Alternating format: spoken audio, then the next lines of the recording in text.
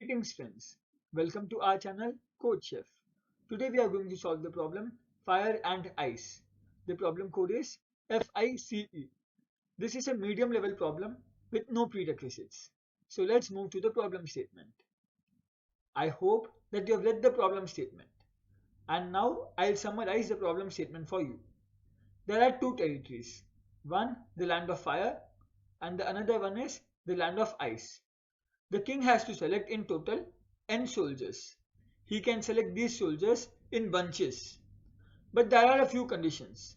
The first condition is any bunch that the king selects should consist of an odd number of soldiers. And the second condition is any two consecutive bunch should not belong to the same territory. Now we need to find the number of ways king can select n soldiers such that he can maintain these two conditions. And we need to print the result for every test case by taking the modulo value with the value m. This value m will also be given in the input. Let us have a look at the samples so that we can understand the problem in a better way. In this test case, the king has to select 4 soldiers. And we need to find the number of ways of selecting these 4 soldiers. And the value that is given here, which is the m value, is the number that we should take our final result modulo with. That is, whatever result we get for this answer, we need to take modulo 10. Now let us try to understand why the answer for this test case is 6. So the king has to select 4 soldiers in total. Now what are the various possibilities? He can select one from fire, one from ice, one from fire, and then one from ice. So in total, there are 4 soldiers who are selected. In any bunch, we only have odd number of soldiers, and there is no two consecutive bunch in which the soldiers are taken from the same territory. Similarly, he can also select ice, fire, ice, fire. One more possibility is he can select ice, ice, ice, and then fire. We can note that here we have 2 bunches. The first bunch is this and the second bunch is this. In any bunch you only have an odd number of soldiers, and there are no 2 consecutive bunches from which the soldiers are taken from the same territory. So in total there are 6 ways. They are fire, ice, fire, then 3 times ice, then ice, fire, then ice, ice, ice, fire, then ice, fire, fire, fire, then fire, fire, fire, ice. So these are the 6 possibilities. So the answer for this test case is 6 modulo 10, which is equal to 6. Next, let us have a look at the constraints of this problem. There are 3 subtasks in the problem. For the first subtask, the value of n is lesser than or equal to 30, and the value of m is lesser than or equal to 10 to the power 3. For the second subtask, both n and m are lesser than or equal to 10 to the power 3. And for the original subtask, that is for 60 points, we have n is lesser than or equal to 10 to the power 3 and m is lesser than or equal to 10 to the power 6. One more thing that we need to notice that there can be at most 10 to the power 6 test cases. Next, we can have a look at the solution of this problem. But before looking at the solution, I would like to ask you to pause the video here and try to solve the problem on your own. We have n soldiers in total. Let us consider that these n soldiers are broken down into segments. So these are our segments such that the total number of soldiers is equal to n. Now there are 2 possibilities. The first possibility is that the first segment that is chosen is taken from the ice. If it is taken from the ice, then the second segment must be taken from the fire, and the third would be taken from ice, and again fourth will be taken from fire. There is one more possibility, and that one more possibility is that the first one is taken from fire and the second one is taken from ice, and so on. These territories are alternating. That is, it can be either fire, ice, and so on, or it can be ice, fire, and so on. So there are only these two possibilities of selecting segments. That is, they can either be of fire, ice format or ice, fire format. So what we can do is, we can just find the total number of ways of breaking them down into segments. If we are able to find the total number of ways of breaking n soldiers into segments, then we can finally multiply our solution by 2. And if we multiply our solution by 2, the result that we are going to get will be our solution. So now we need to focus that how are we going to break n into some number of segments. And there is one more important condition, that size of each segment should be an odd number. Let us consider that the total number of ways to break n soldiers into segments is called as f of n. Now what's the possibility for the first segment? In the first segment we can have one soldier. If we have one soldier in the first segment, then the rest of the subproblem has n minus 1 soldiers. So f of n is equal to f of n minus 1. Plus, in the first segment we can also have 3 soldiers. So there will be a subsegment of n minus 3 left. Similarly, we can also have 5 soldiers. So f of n minus 5, and so on until we are left with 1. So f of 1. Now we have a recursive relation for f of n. What we can do is, we can try to find f of n value recursively. And how can we do that is, we can apply a simple dynamic programming and find the f of values for all the values from 1 to n. And when we try to find the f of values for any value like f of n, what happens is, we can have a look at what's the value of f of n minus 1, then what's the value of f of n, what's the value of f of n minus 3, what's the value of f of n minus 5, and so on. And then what we can do is, we can take the summation of all those results, and that will be the value of f of n. Note that in each step we also need to take modulo m, because finally we need to report f of n into 2. Why was this 2? Because there can be fire, ice, or ice, fire. F of n into 2 mod m. So this will be our final result. Now for the first subtask, since the value of n was lesser than or equal to 10 to the power 3, if we try to find our answer in this format, our time complexity is going to be n squared. So we can see that for each test case, this solution takes an n square of time. And since it takes n square time for each test case, so the total time complexity is going to be O of n squared into t, which will not be inside our time limit. So we need to find a better way. This was our recursive relation. Now let us try to find f of n minus 2 value. If we try to find f of n minus 2 value, what are we going to get?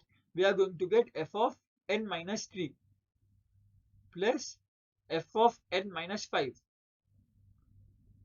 plus f of n minus 7, and so on. Now one very important observation that we can make is that this value, that is f of n minus 3 plus f of n minus 5 and so on, this is the same value that we are going to get in this segment from year to year.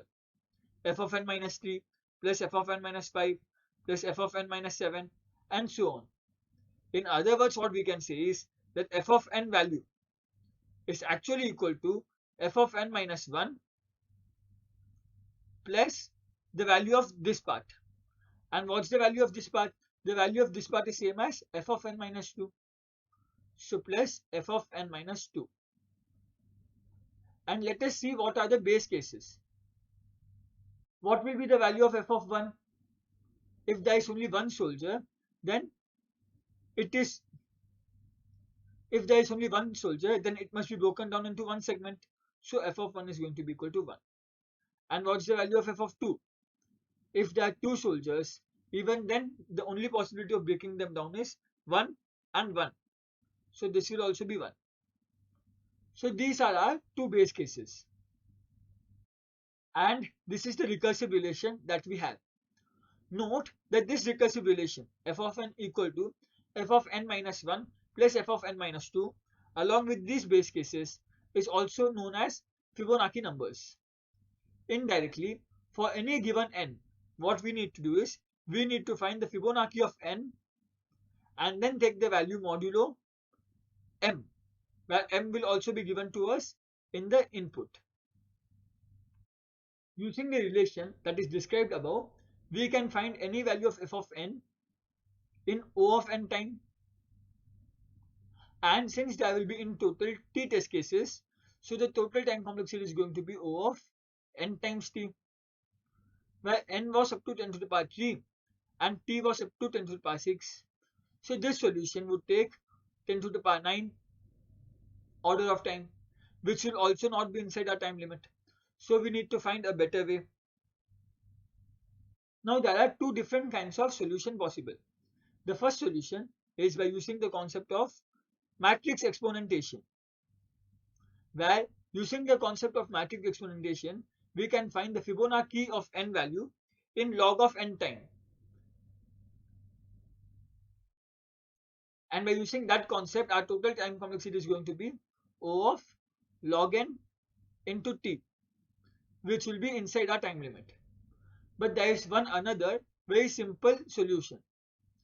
This solution uses the concept that the value of n was only less than or equal to 10 to the power 3. So what if we can store the Fibonacci value from 1 to 10 to the power 3? And if we store the Fibonacci of those values, and for any particular test case, the Fibonacci of n value modulo m, what we can do is we can take the Fibonacci of n value from this array and then take the modulo m. If we are able to do that, what will our time complexity for each test case be? Since we are just taking one value and then doing the modulo, this will be O of 1. And then our total time complexity is going to be O of t times 1. But there is one problem, which is if we try to find the value of Fibonacci of 1, Fibonacci of 2 and so on, then as we reach Fibonacci of higher numbers like Fibonacci of 30 or Fibonacci of 100 and so on, these numbers become extremely large and we won't be able to store them in any known data structure like an integer or long or any such data structure.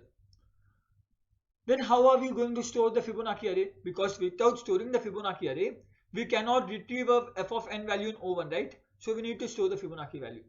Instead of trying to store Fibonacci values, that is Fibonacci of any I, as an integer, what we can do is we can store the Fibonacci values as strings. That is, for any f of I, we are going to have its Fibonacci number in the form of a string. But then what was the relation? The relation was f of n is equal to f of n minus 1 plus f of n minus 2. Since we have stored f of n minus 1 in the form of a string, and we are also storing f of n minus 2 in the form of a string, now if we need to find the value of f of n, we need to add these two strings.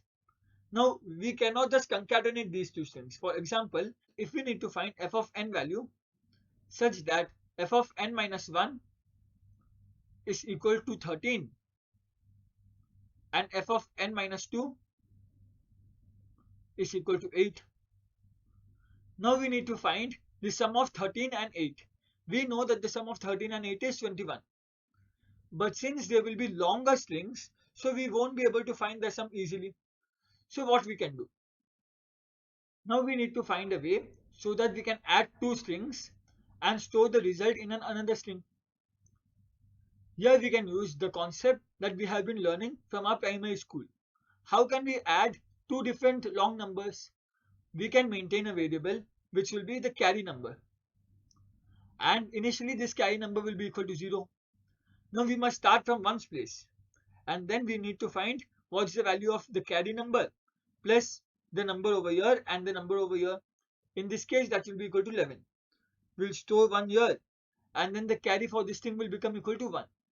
Again 1 plus 4 plus 9, which is 14. Again c is equal to 1. 1 plus 2 plus 3, 6. C is equal to 0. And then 0 plus 1 plus 5, 0 plus 1 plus 4, 5. So here we were able to find the sum of two strings by using the concept that we have been learning from our primary school. And in this problem also, we are going to find the sum of two strings by using the same concept.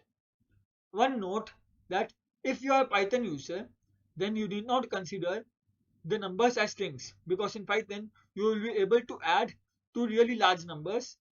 And so what you can do is you can simply find the Fibonacci numbers by adding two previous numbers. And if we are able to store all the Fibonacci numbers, then for any query you can just find f of I modulo m, and that will be your result. But this thing will only work for languages where there is no bound on integers. But for general languages which are used like C++ and Java, we must consider these numbers as strings. As soon as we get the value of f of n, what we can do is our solution is going to be 2 times f of n mod m. So how can we find this value? We can find this value by first finding what is f of n mod m, then multiplying it by 2, and then again taking its mod m. Next we can have a look at the code in C++. Here we have declared a vector of string called as FIB, Fibonacci, where I am going to store the Fibonacci value of any I, like Fibonacci of I will store the Fibonacci value of any I, but it will be represented in the form of a string. So here first Fibonacci of 1 is equal to 1 and Fibonacci of 2 is equal to 1. After which for I equal to 3 to I equal to 1000, that because n value was only up to 1000, I am going to find Fibonacci value of I. And what is the Fibonacci value of I? It is going to be addition of Fibonacci value of I minus 1 and Fibonacci value of I minus 2. But since Fibonacci of I minus 1 and I minus 2 are both stored in a form of string, so we need to do string addition in order to find Fibonacci of I. So here in this function add, I have written the code to add two different strings. How are we going to do that? Now let us have a look at this add function. This add function takes two strings A and B. Now it is going to add these two strings. So in order to add, we are first starting from the end of the string A and from the end of the string B. And we are also maintaining the carryover. Initially the carryover value is 0. So the result string that we are going to make, initially that string is going to be empty. Now we are going to start from backside. So as long as there is some character in the first string, or there is some character in the second string, or there is some carryover left, what we are going to do is, if there is some character in the first string, we are going to take its contribution, which is A of I minus 1. And if there is some character in the second string, we are going to take its contribution, which is B of j minus 1. And since CC already stores the carryover left, so what we have done is we have done that carryover plus contribution from A string plus contribution of B string. Now what we need to do is we need to consider the ones place of this number and put that into the resultant string. So result dot pushback CC mod 10. CC mod 10 will store the last value. CC mod 10.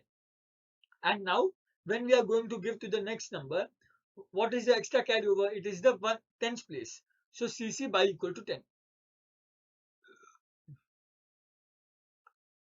And this loop will continue as long as there is some carryover left or there is some value left. And after this loop gets over, our string is stored in res. But note that our string was iterated from backside. So the string which is stored in res is also going to be in the reverse format. So what we are going to do is we are going to write reverse res.begin to res.end. This string will reverse the given string. And after reversing the string, we are going to return res. So this function will return the summation of two strings. So after this loop of size 1000 is completed, then we are going to have the Fibonacci value for all values starting from 1 to 1000. After that, we need to read the number of test cases. Then for each test case, we need to take the value of n and we need to take the value of m. Then we need to find what is the value stored in Fibonacci of mn. As soon as we have found the value of Fibonacci of n, what we need to do is we need to find Fibonacci of n modulo m. But since Fibonacci of n is stored in a string, so if we need to find Fibonacci of n modulo m, a small iterative code using which we can find the modulo value of Fibonacci of n mod m. So after this loop is over, the value CUR, that is current, is going to store the Fibonacci of n mod m. Then we need to find 2 times this CUR. Why are we having this 2 times? Because we have two possibilities, fire ice, or ice fire. So 2 times that current value. And then we are also going to take modulo m here. At the end, we are going to print what is the value of this current variable. And then we have an extra slash n, endel character. Now let us try to run our code on the sample cases. We can see that our code has passed the sample cases. Now let us try to submit our code.